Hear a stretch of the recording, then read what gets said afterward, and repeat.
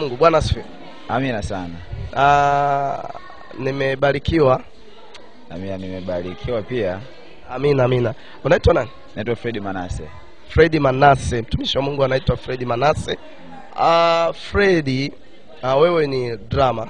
Yes. Wewe ni mpigaji ngoma. Yeah, kabisa. Amina.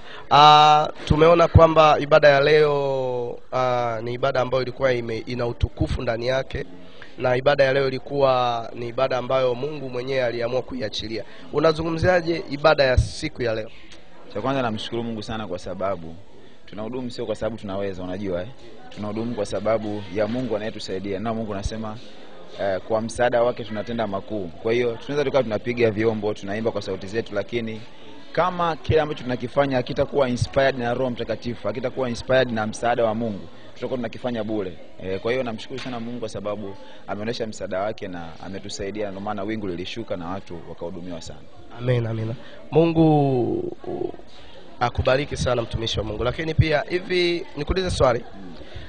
Unamzungumziaje mtumishi wa Mungu Pastor Lawrence Mtanga?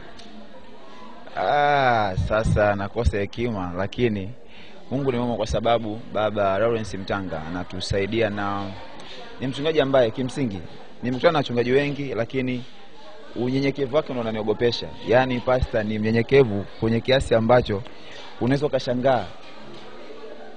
Neno la Mungu nasema hivi, Yesu baada ya kunyenyekea, neno Mungu asema alinyenyekea hata akakirimiwa jina kuu.